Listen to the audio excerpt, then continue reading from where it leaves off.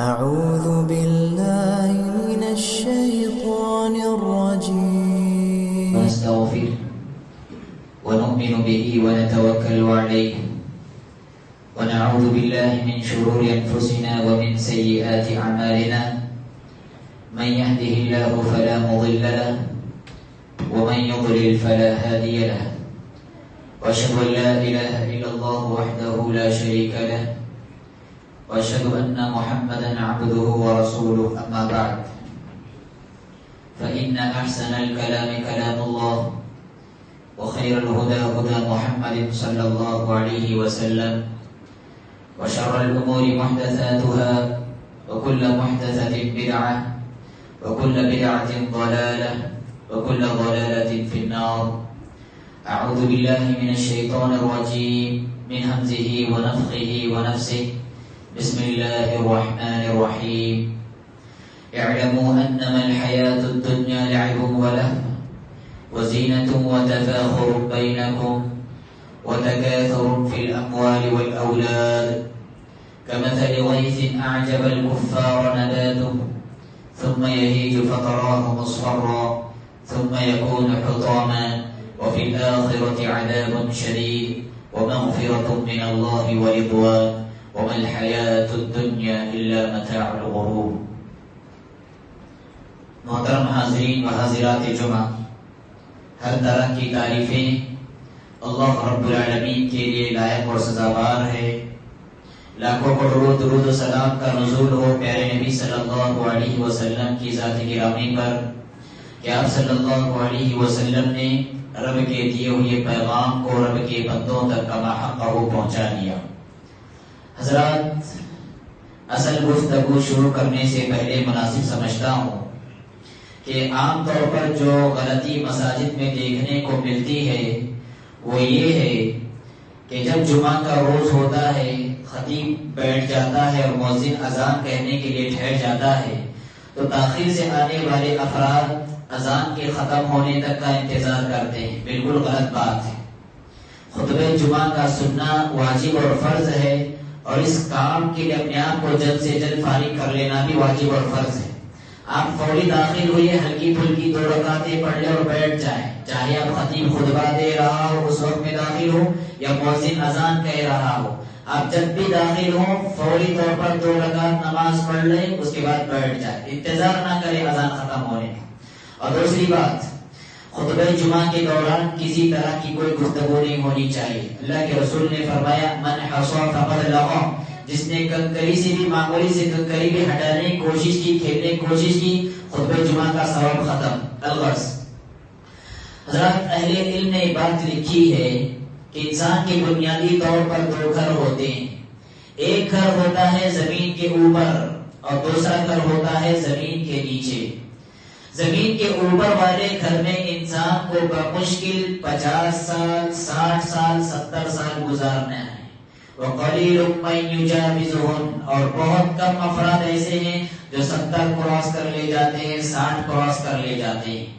اور جو زمین کے نیچے والا گھر ہے جس کو ہم قبر کہتے ہیں، قبر کی منزل میں انسان کو نہ جانے کتنے سال گزارنے ہیں، نہ جانے کتنی صدیاں گزارنی ہیں.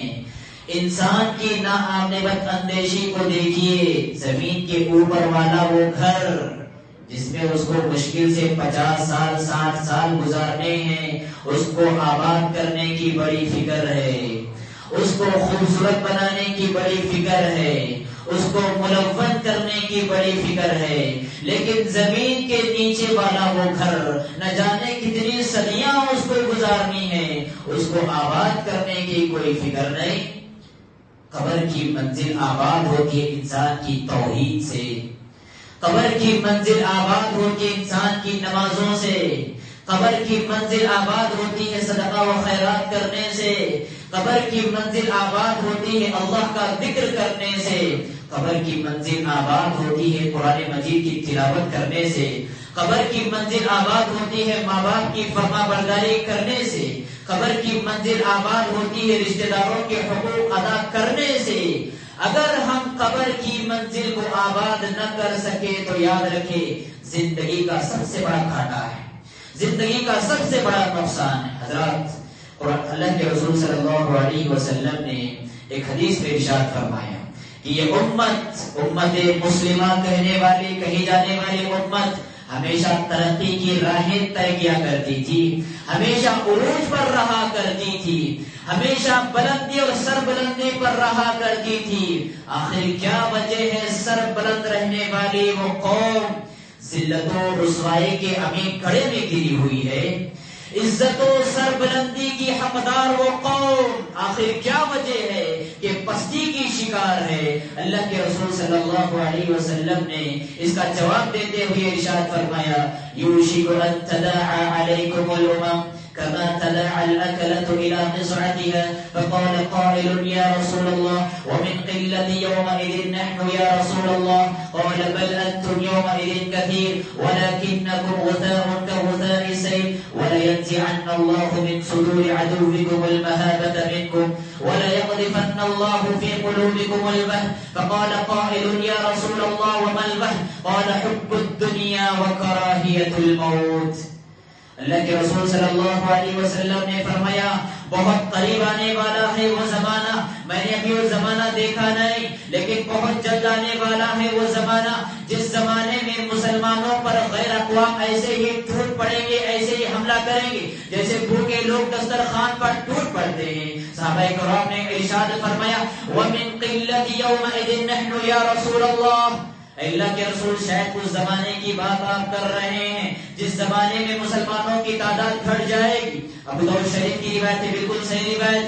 اللہ کے رسول سے فرمایا اللہ کے رسول شاید اس زمانے کی بات کر رہے ہیں مسلمان تعداد کے اعتبار سے کم ہو جائیں گے۔ اللہ کے رسول نے فرمایا لا بل انتم یومئذ کثیر، بات تعداد کی نہ ہوگی، تعداد کے اعتبار سے تم بہت زیادہ ہوگے، تعداد کے اعتبار سے تم بہت زیادہ ہوگے۔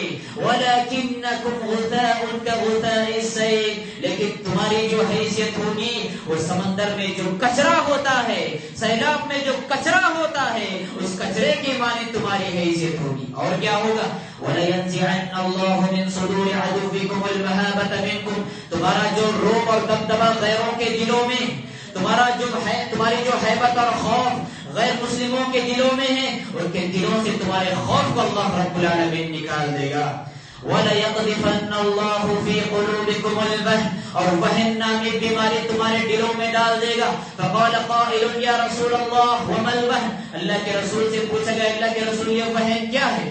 آپ نے فرمایا حُبُّ الدُّنْيَا وَكَرَاهِيَةُ الْمَوْتِ، تم دنیا کے عاشق بن جاؤ گے، تم دنیا پر فریفتہ ہو جاؤ گے، تم دنیا کو دل دے بیٹھو گے، تم دنیا سے عشق کرنے لگو گے، تم دنیا سے پیار کر بیٹھو گے اور موت کے نام سے ہی تمہارے دل میں نفرت پیدا ہو جائے گی۔ حضرات یہ بنیادی سبب ہے جس کی وجہ سے مسلمان ذلت و رسوائی کے امی گھڑے میں گرے ہوئے ہیں۔ سبحان اللہ، کیا دور زمانے ماضی اور زمانے حال میں جن بنیادی چیزوں میں تبدیلی ہوئی ان میں ایک بنیادی چیز یہ بھی تھی، حضرت خالد بن ولید رضی اللہ تعالیٰ فارس کے بادشاہ کو خط لکھتے ہیں۔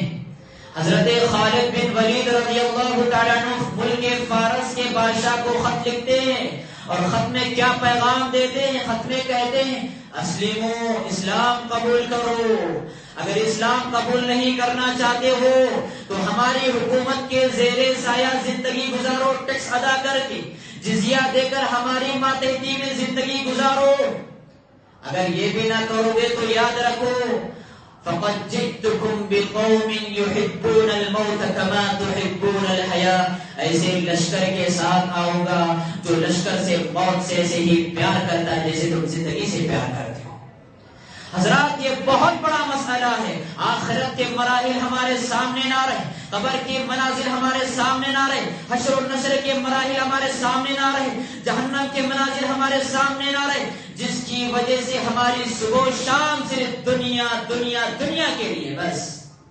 اور یہ جو مناسبت آنے والی 14 فروری کی جو مناسبت آنے والی ہے جس کو ویلنٹائن ڈے کہا جاتا ہے، حضرات عیاشوں کا یہ دن ہے، دنیا پرستوں کا یہ دن ہے، دنیا میں معصیت کاروں کا یہ دن ہے، دنیا میں گناہگاروں کا یہ دن ہے، جس میں ایک نوجوان لڑکا نوجوان لڑکی دنیا سے محبت کی بنیاد پر عشق کی رنگوں میں رنگ جاتے ہیں اور عیاشیاں کرنے لگ جاتے ہیں. اللہ کے رسول صلی اللہ علیہ وسلم نے کئی حدیثوں میں ایسے ناجائز رشتوں پر قدغن لگاتے ہوئے اللہ کے رسول صلی اللہ علیہ وسلم نے فرمایا لا يخلون احدكم بامرأة الا مع ذي محرم.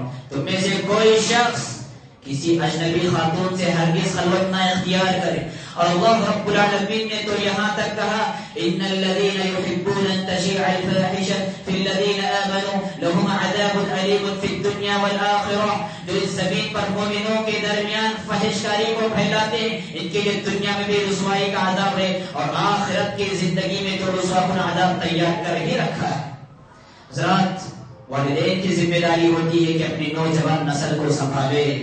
والدین کی ذمہ داری ہوتی ہے کہ اپنی بیٹی پر نگاہ رکھے اپنے بیٹے کو نگاہ رکھے کہاں جا رہے ہیں کس سے ملاقاتیں ہو رہی ہیں کیسے کیسے تعلقات کو اپنا رہے ہیں. والدین کی بہت حد تک ذمہ دار ہوتی ہے. حضرات ہم اسی دنیا میں زندگی گزارتے ہیں اسی دنیا میں ہم سانسیں لیتے ہیں تو دنیا میں گزارنے کا طریقہ کار کیا ہونا چاہیے. دنیا کے بارے میں ہماری تھنکنگ اور سوچ کیا ہو دنیا کے بارے میں ہمارا مطمئن نظر کیا ہو. کیوں؟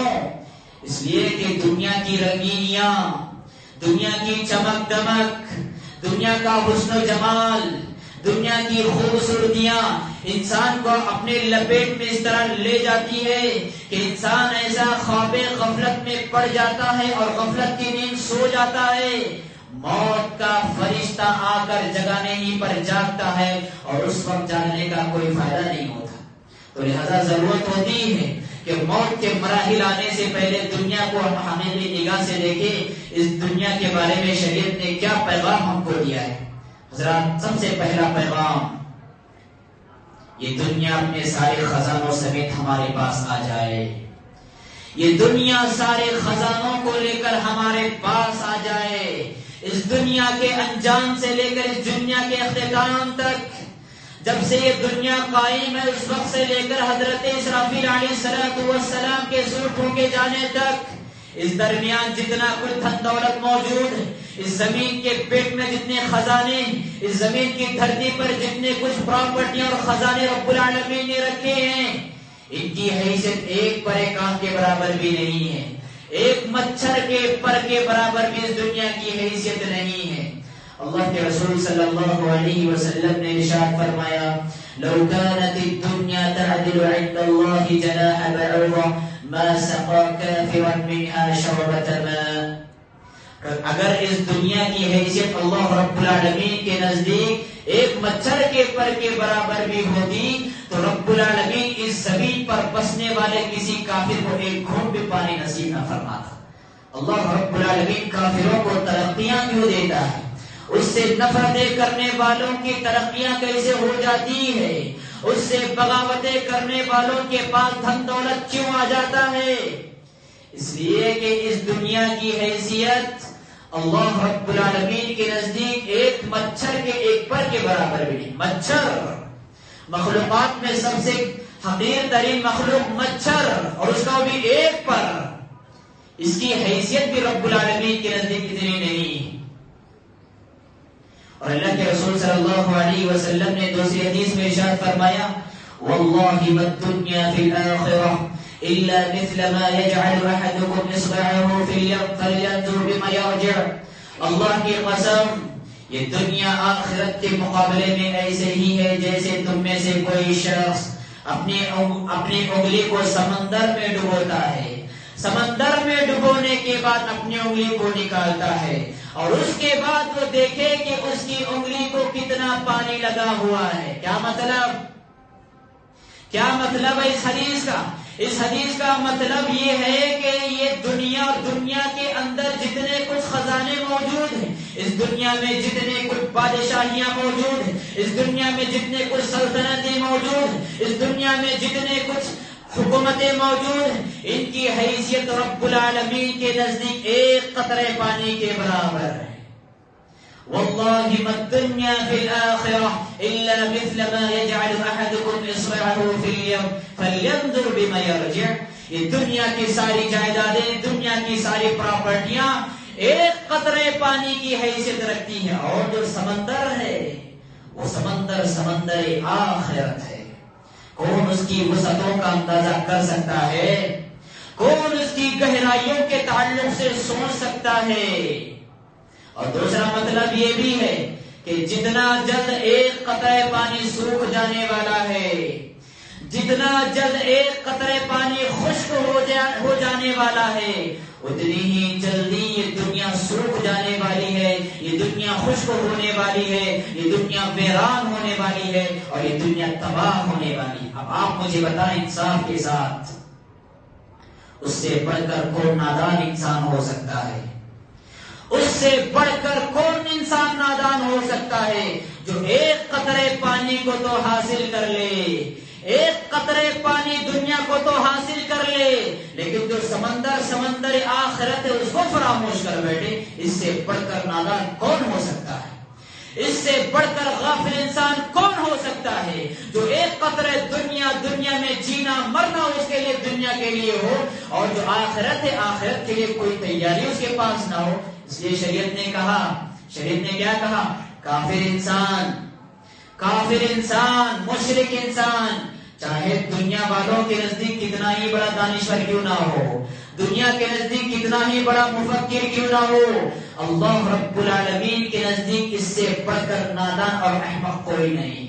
اور ایک بندہ مومن چاہے دنیا کے نزدیک کتنا ہی حقیر کیوں نہ ہو، دنیا کے نزدیک چاہے کتنا ہی کمتر کیوں نہ ہو، لیکن اس سے بڑھ کر رب العالمین کے نزدیک کوئی انسان عقل مند نہیں۔ کیوں؟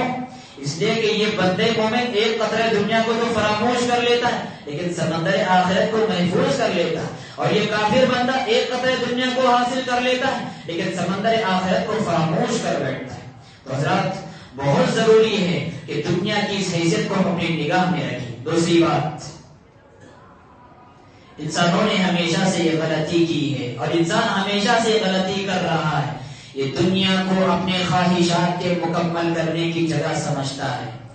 انسانوں نے ہمیشہ سے یہ غلطی کی ہے کہ اس نے دنیا کو ایسی چیز سمجھا کہ یہاں پر ہمارے خواہشات مکمل ہو، ہماری یہاں ارمانیں مکمل ہو، ہمارے یہاں امیدیں مکمل ہو، ہمارے یہاں تمنائیں مکمل ہو۔ شریعت کہتی ہے، اسلام کیا کہتا ہے؟ انسانوں، یہاں پر تمہیں اپنی خواہشات کے مکمل کرنے کے لیے نہیں بلکہ خواہشات کی قربانی دینے کے لیے بھیجا گیا ہے۔ اس دنیا میں تمہیں اپنے ارمانوں کے مکمل کرنے کے لیے نہیں بلکہ ارمانوں کی قربانی دینے کے لیے بھیجا گیا ہے۔ اور پیارے نبی صلی اللہ علیہ وسلم نے ایک مختصر سی حدیث میں کتنا بڑا پیغام دیا ہے۔ اگر آج کے اس خطبہ جمعہ میں ایک حدیث آپ سمجھ جائیں تو آج کا خطبہ جمعہ کامیاب رہا۔ اللہ کے رسول نے فرمایا، الدنیا سجن المؤمن وجنت الکافر۔ بچے کو حدیث یاد ہے، الدنیا سجن المؤمن وجنت الکافر، کہ دنیا مومن کے لیے قید خانہ ہے اور کافر کے لیے دنیا جنت ہے۔ کیا مطلب یہ ہے کہ جس طرح ایک قیدی کو قید خانے میں داخل کرنے کے بعد من چاہی لباس نہیں ملتا، من چاہی آرام نہیں ملتا، من چاہی غذا نہیں ملتی، من چاہی مشروب نہیں ملتا، من چاہی کھانا نہیں ملتا، قدم قدم کو ایک قیدی میں قید خانے میں داخل ہونے کے بعد اپنی خواہشات کی قربانی دینی ہوتی ہے، بالکل اسی طرح یہ دنیا مومنوں کے لیے جیل خانہ ہے، جہاں پر حرام ذرائع اس کے لیے لاکھوں دروازے کھلیں گے، لیکن یہاں پر اس کو اپنی خواہشات رگڑنا ہے۔ اس کا من چاہے گا کہ فجر کی نماز سے آرام کرے، لیکن یہاں پر اس کو اپنی خواہشات کو کچلنا ہے۔ اس کا من چاہے گا کہ سودی کاروبار کے ذریعے اپنی بلڈنگ کھڑا کرے، یہاں پر اپنی خواہشات کو کچلنا ہے۔ یہ اس دنیا میں مومن کو اس لیے بھیجا گیا ہے، یہاں پر اس کو اپنے ارمانوں کی قربانی دے۔ اور سبحان اللہ، جو انسان یہ مزاج رکھتا ہے کہ یہاں پر ہماری خواہشات مکمل ہو، یہاں پر ہمارے ارمانے مکمل ہو، یہ مومنانہ سوچ نہیں ہو سکتی، کافرانہ سوچ، یہ کافرانہ سوچ۔ قرآن مجید میں اللہ رب العالمین نے ارشاد فرمایا، وَيَوْمَ يُعْرَضُ الَّذِينَ كَفَرُوا عَلَى النَّارِ اذْهَبْتُمْ طَيِّبَاتِكُمْ فِي حَيَاتِكُمُ الدُّنْيَا وَاسْتَمْتَعْتُمْ بِهَا۔ جس دن کافروں کو نارے جہنم کے دہانے پر لا کر کھڑا کیا جائے گا، ان سے کہا جائے گا اذهبتم طیباتکم فی حیاتکم الدنیا، جاؤ تم نے جتنی اچھائیاں کی تھی دنیا میں تم کو کا بدلہ مل گیا، دنیا میں تمہارے ہر خواہش مکمل ہو گئی، دنیا میں تمہاری ہر ارمان مکمل ہو گئی، دنیا میں تمہاری پوری تمنائیں مکمل ہو گئی۔ اذهبتم طیباتکم فی حیاتکم الدنیا واستمتعتم بها، اور دنیا سے تم نے فل مزے کر لیے، خوب لذتیں چکھ لی۔ اليوم تجزون عذاب الہون، آج کا دن وہ دن ہے جس دن تمہیں ذلت و رسوائی کے عذاب سے دوچار کیا جائے گا۔ کیا پتہ چلا حضرات، یہ دنیا ہماری خواہشات کے مکمل کرنے کی جگہ نہیں بلکہ بہت سارے خواہشات کی قربانی دینے کی جگہ ہے۔ اور سبحان اللہ، صحابہ کرام اس نقطے کو کتنی اچھی طرح سمجھتے تھے، اس نقطے کو صحابہ کرام کتنی اچھی طرح سمجھتے تھے۔ ہجرت مدینہ کا واقعہ اگر آپ کو معلوم ہے تو آپ کو معلوم ہوگا کیسے کیسے بڑے امیر گھرانے سے تعلق رکھنے والے صحابہ کرام جب مدینہ کی طرف ہجرت کر رہے تھے پورے فقیر اور نادار ہو گئے تھے، کیسی محبتوں کو انہوں نے قربان کیا۔ بچے مکہ میں ہیں تو تنے تنہا مدینہ کی طرف رواں دوا ہیں، بیوی مدینہ میں ہے تو خود مکہ کی زندگیوں میں سلاخوں کے پیچھے زندگی گزار رہے ہیں۔ امیری تھی، شہنشاہی تھی، ان کے قدموں میں مال و دولت کے انبار تھے، لیکن پیارے نبی کے ایک فرمان پر کہ مدینہ کی طرف ہجرت کرو، ساری محبتوں کو قربان کیا، گھروں کو قربان کیا، بیوی بچوں کی محبتوں کو قربان کیا، اور تنے تنہا مدینہ کی سفر پر رواں دوا ہو گئے۔ کیوں؟ اس لیے کہ اسلام نے ان کو نقطہ سمجھایا تھا، جو شخص اس دنیا میں جتنا زیادہ کھوئے گا آخرت کی زندگی اتنا ہی زیادہ پائے گا۔ پیارے نبی صلی اللہ علیہ وسلم کی حیات طیبہ بھی مجھے آپ کو یہی پیغام دیتی ہے، مجھے آپ کو یہی درس دیتی ہے اللہ کے رسول صلی اللہ علیہ وسلم کی زندگی۔ ذرا آپ انصاف کے ساتھ بتائیں کہ پیارے نبی پر آسمان سے آنے والی وہی بار بار یہ کہتی تھی، اے محمد آپ ذرا نام کہہ دیں، آپ ذرا ہاں کہہ دیں، اس احد پہاڑ کو ہم سونے کا پہاڑ بنا دیں گے۔ احد پہاڑ سبحان اللہ 4.5 سے 5 کلومیٹر پر گھرا ہوا احد پہاڑ، بس آپ کے نام کی انتظار ہے، آپ کے ہاں کا انتظار ہے، آپ کے ہاں پر ہم اس احد پہاڑ کو سونے کا پہاڑ بنا دیں گے۔ لیکن اللہ کے رسول صلی اللہ علیہ وسلم نے کیسا لائف اسٹائل اپنایا، کیسا طرز زندگی اللہ کے رسول صلی اللہ علیہ وسلم نے اپنایا۔ آپ غور فرمائیں کہ دوپہر کے وقت آرام کر کے جاگتے ہیں، آپ کے گال پر اور آپ کے پہلو پر ہنسی کے نشان نمایاں ہے جو کہ چھپر کا بنا ہوا تھا، کھجور کے درخت کا بنا ہوا تھا۔ عمر بن خطاب رضی اللہ تعالیٰ عنہ جب یہ منظر دیکھتے ہیں کہ آپ کو سونے کے لیے تکیہ میسر نہیں ہے، آپ کے آنکھوں سے آنسو روا دوا ہوتے ہیں، اللہ کے رسول صلی اللہ علیہ وسلم پوچھ بیٹھتے ہیں، اے عمر کیوں رو رہے ہو، کیوں رو رہے ہو، یہ آنسو کیوں بہا رہے ہیں؟ حضرت عمر بن خطاب رضی اللہ تعالیٰ عنہ کہتے ہیں، اے اللہ کے رسول صلی اللہ علیہ وسلم کیوں نہ رو، وہ قیصر و کسریٰ اللہ رب العالمین کی نافرمانی کرنے والے، قدم قدم پر اسے بغاوتیں کرنے والے، اس سے نفرتیں کرنے والے، وہ آرام دہ زندگی گزار رہے ہیں، وہ ناز و نعم میں پل رہے ہیں، وہ شاہانہ زندگی گزار رہے ہیں، اور آپ رب العالمین کے اتنے چہیتے بندے ہونے کے باوجود سونے کے لیے تکیہ میسر نہیں ہے۔ اللہ کے رسول صلی اللہ علیہ وسلم نے کیا پیغام دیا، مجھ کو آپ کو اور ساری انسانیت کو یہ پیغام دیا، اما ترضى ان تكون لهم الدنيا ولنا الاخرة۔ اے عمر رضی اللہ عنہ وارضاہ، کیا اس بات سے خوش نہیں ہو کہ دنیا اور دنیا کی ساری لذتیں، دنیا کی ساری نعمتیں، دنیا کی ساری آسائشیں ان کے حق میں ہو، اور آخرت کی ساری نعمتیں، آخرت کی ساری لذتیں، آخرت کی ساری جنتیں ہمارے حق میں ہو؟ ما انا فی الدنیا الا کراکب، اس دنیا میں میری مثال ایسے ہی ہے جیسے راہ چلتا مسافر ہو، کچھ دیر آرام کرنے کے لیے درخت کے نیچے لیٹ جاتا ہو، پھر اس کے بعد وقت مقررہ پر اپنا بوریا بستر باندھ کر نکل جاتا ہو۔ حضرات پیغام کیا دینا ہے؟ دوسرا پیغام مجھے آپ کو یہی دینا ہے کہ دنیا ہمارے خواہشات کے مکمل کرنے کی جگہ نہیں، دنیا ہمارے ارمانوں کے مکمل کرنے کی جگہ نہیں۔ انسان دیکھے کتنا ہوس پرست بن گیا ہے، انسان کتنا مال و دولت کا پجاری بنا ہوا ہے، سبحان اللہ۔ انسان لکھ پتی بنتا ہے، لکھ پتی بننے کے بعد کروڑ پتی بننے کا خواب دیکھتا ہے، کروڑ پتی بن گیا، اب اس کے بعد اور نہ جانے کون سا پتی بننے کا خواب دیکھتا ہے۔ اللہ کے رسول صلی اللہ علیہ وسلم نے ارشاد فرمایا تھا کہ انسانیت کے لیے ابن آدم کا جو پیٹ ہے وہ کبھی بھرتا نہیں ہے، وہ کبھی بھرتا نہیں۔ وَلَا يَمْلَأُ جَوْفَ ابْنِ آدَمَ إِلَّا التُّرَابُ، اللہ کے رسول صلی اللہ علیہ وسلم نے فرمایا اگر ابن آدم کو سونے سے بھری ہوئی ایک وادی دے دی جائے، وادی کس کو کہتے ہیں؟ دو پہاڑوں کے درمیان کی جو جگہ ہوتی ہے، کافی کشادہ جگہ ہوتی، اس کو وادی کہا جاتا ہے۔ سونے سے بھری ہوئی اگر ابن آدم کو دو وادیاں دے دی جائے، لَبْتَغَىٰ ثَالِثًا، تو تیسرے کی خواہش کرے گا، تیسرے کی آرزو کرے گا۔ وَلَا يَمْلَأُ جَوْفَ ابْنِ آدَمَ إِلَّا التُّرَابُ، ابن آدم کی اس ہوس کی بھوک کو سوائے قبر کی مٹی کا کوئی چیز نہیں بھر سکتی۔ مطلب یہ ہے کہ انسان مرنے کے بعد اس کی خواہشات دفن، اس سے پہلے اس کی خواہشات دفن نہیں۔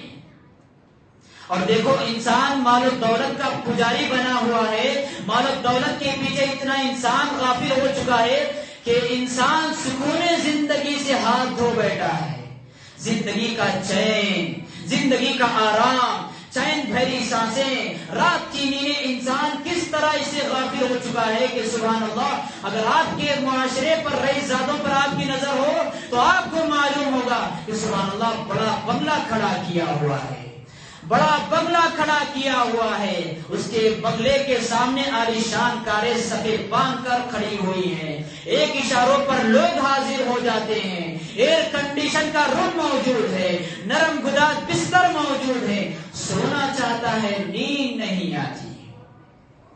معاشرے کا رئیس زادہ ہے، سونا چاہتا ہے نیند نہیں آتی، سارے اسباب جب یہ موجود ہے، بسا اوقات ایسے امیر انسان کے لیے وہ غریب اور بھکاری انسان بھی لائق رشک بن جاتا ہے، جس کو بس اسٹینڈوں پر سوتا ہوا دیکھتا ہے، ریلوے اسٹیشنوں پر سوتا ہوا دیکھتا ہے، چبوتروں پر سوتا ہوا دیکھتا ہے۔ سو جاتے ہیں فٹ پاتھ پہ اخبار بچھا کر، سو جاتے ہیں فٹ پاتھ پہ اخبار بچھا کر، مزدور کبھی نیند کی گولی نہیں کھاتے۔ حضرات بہت ضرورت ہے حرص و ہوس کے جذبے سے اپنے دل کو ہمیشہ پاک صاف رکھے، جبھی انسان سکون زندگی کا صحیح معنی میں مزہ اٹھا سکتا ہے۔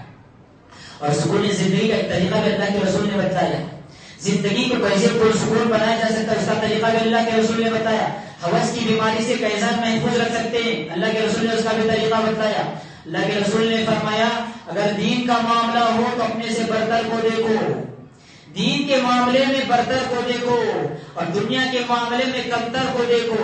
مطلب یہ ہے کہ اگر کوئی شخص پنج وقتہ نمازی ہے تو اس شخص کو دیکھیں گے جو پنج وقتہ نمازوں کے ساتھ ساتھ نفل نمازیں بھی پڑھتا ہے، اپنے سے برتر کو دیکھیں گے دین کے معاملے میں۔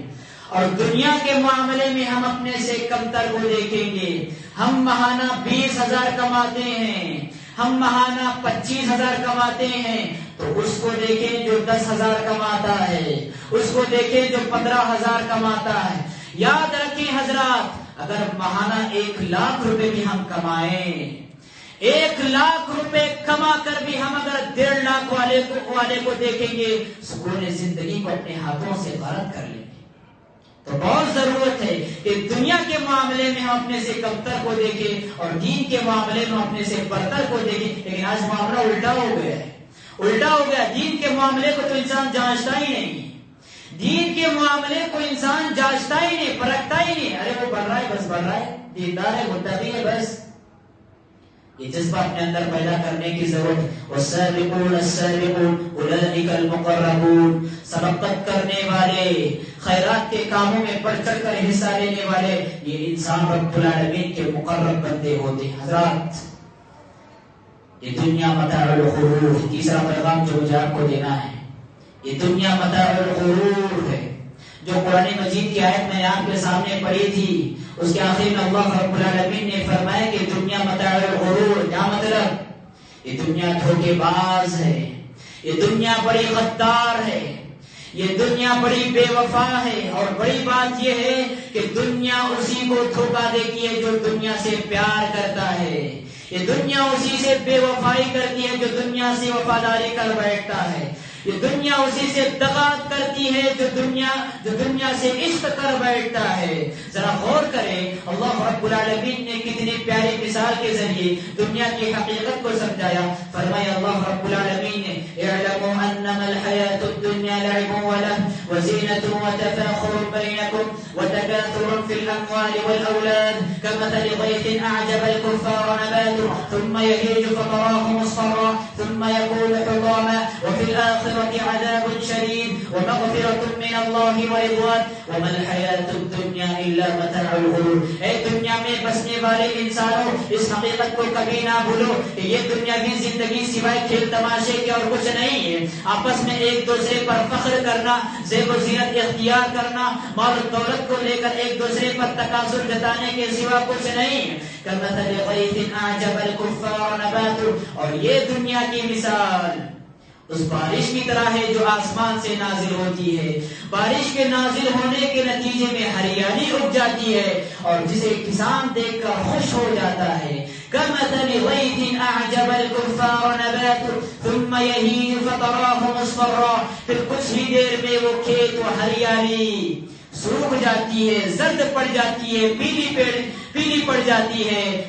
وما الحياة الدنيا إلا متاع الغرور، اور یہ دنیاوی زندگی سوائے دھوکے کے سامان پر کچھ نہیں. بڑی پیاری مثال ہے حضرات. اگر آپ سمجھیں تو یہیں سے دنیا کی حقیقت کو سمجھ سکتے ہیں.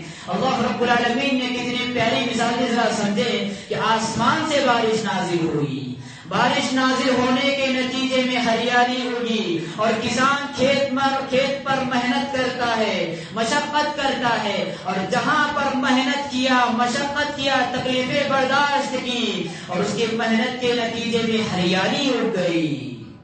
ہر طرف شادابی آبادی نظر آنے لگی، لہلہاتی کھیتیاں نظر آنے لگی. اب کسان اس کھیتی کو دیکھ کر خواب بننے لگتا ہے. کیا خواب دیکھتا ہے؟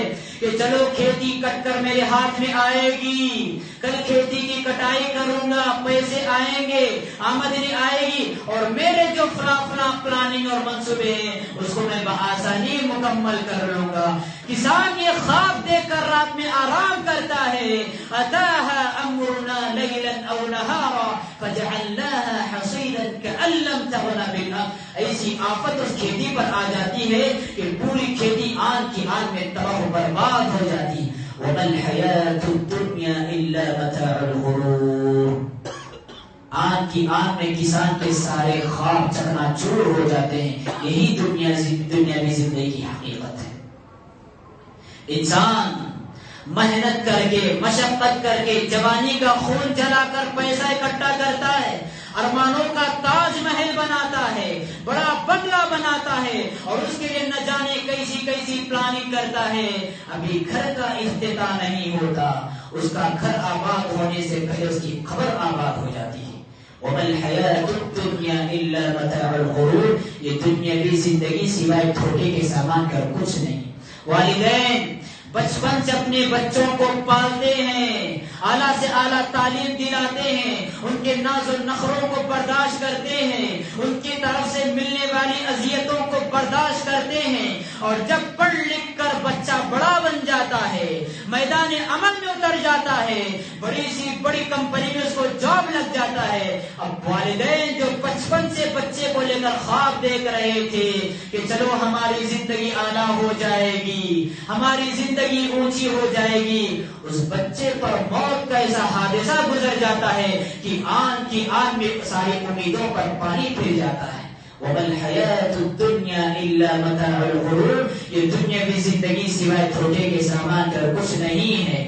ملے خاک میں اہل شان کیسے کیسے، ملے خاک میں اہل شان کیسے کیسے، مکین ہو گئے لامکاں کیسے کیسے، ہوئے نام اور بے نشان کیسے کیسے، زمین کھا گئی آسماں کیسے کیسے. جگہ جی لگانے کی دنیا نہیں ہے، یہ عبرت کی جا ہے تماشا نہیں ہے. اجل نے نہ کسرا ہی چھوڑا نہ دارا، موت نے اجل نے نہ کسرا ہی چھوڑا نہ دارا، اسی سے سکندر صفاتے بہارا. ہر ایک چھوڑ کے کیا کیا حسرت سدھارا، پڑا رہ گیا سب یہی ٹھاٹ سارا. جگہ جی لگانے کی دنیا نہیں ہے، یہ عبرت کی جا ہے تماشا نہیں ہے. حضرات یہ شاعری محض شاعری نہ تھی، بلکہ دنیا کی سچی منظر کشی ہے، دنیا کی سچی تصویر کشی ہے اور دنیا کی حقیقت بیانی ہے. لہذا حضرات بہت ضرورت ہے، ہماری سانسوں کا سفر بہت کم ہوتا جا رہا ہے. ہماری زندگی میں گزرنے والا ایک ایک منٹ ہمیں موت کی منزل کے قریب کر رہا ہے. ہماری زندگی میں طلوع ہونے والا ہر صورت ہمیں اپنے آخرت کے قریب کر رہا ہے. ارتحلت الدنيا مدبرة وارتحلت الآخرة مقبلة ولكل واحدة منهما بنون. علی بن ابی طالب رضی اللہ تعالیٰ عنہ نے پیغام دیا تھا کہ دنیا پیٹ پھیر کر جا رہی ہے، ہماری زندگی کا ایک ایک سیکنڈ ہمیں موت کی منزل کے قریب کر رہا ہے. ہماری زندگی میں گزرنے والا ایک ایک گھنٹہ ہمیں آخرت کی منزل کے قریب کر رہا ہے. ارتحلت الدنيا مدبرة وارتحلت الآخرة مقبلة، اور آخرت قریب سے قریب تر آ رہی ہے. وَلِكُلِّ وَاحِدَةٍ مِّنْهُمَا بَنُونَ، اس دنیا میں بسنے والے کچھ انسان ایسے ہیں جو دنیا کو چاہنے والے ہیں اور کچھ انسان ایسے ہیں جو آخرت کو چاہنے والے ہیں. فَكُونُوا مِنْ أَبْنَاءِ الْآخِرَةِ فَكُونُوا مِنْ أَبْنَاءِ الْآخِرَةِ. لہذا دنیا میں دنیا کے لیے جینے والوں، دنیا کے لیے نہ جیو، آخرت کے لیے جیو، جنت کی طلب میں جیو، آخرت کی چاہت میں جیو، رب العالمین سے ملاقات کی محبت میں جیو. فَلِكُلِّ وَاحِدَةٍ مِّنْهُمَا بَنُونَ فَكُونُوا مِنْ أَبْنَاءِ الْآخِرَةِ وَلَا تَكُونُوا مِنْ أَبْنَاءِ الدُّنْيَا. دنیا میں دنیا کے لیے نہ جیو.